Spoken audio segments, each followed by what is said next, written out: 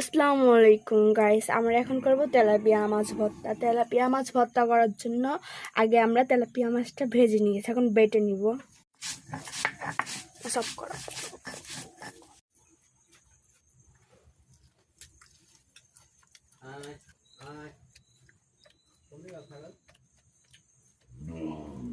বাহিরে মনে হয় আমরা হলো এই জায়গা মাছের, এটা তো ছোট মাছ, তার জন্য এটার কালারগুলো আমরা আলাদা করে নিয়েছি। এখন আমাদের বাটা শেষ, এখন আমরা নিব পেঁয়াজ আর হলো ঝাল। হ্যাঁ, আমরা নিয়ে নিয়েছি ভাজা ঝাল আর ভাজা পেঁয়াজ। তারপরে আমরা এই দোনটা একসাথে বেটে নিব।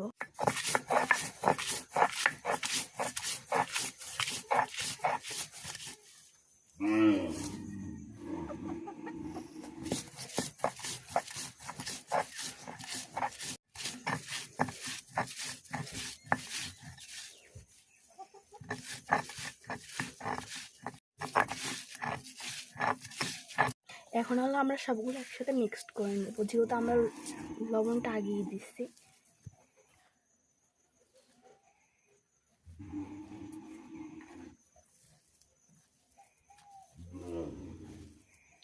এটা পুরোপুরিভাবে মিক্সড করা লাগবে সবগুলো একসাথে।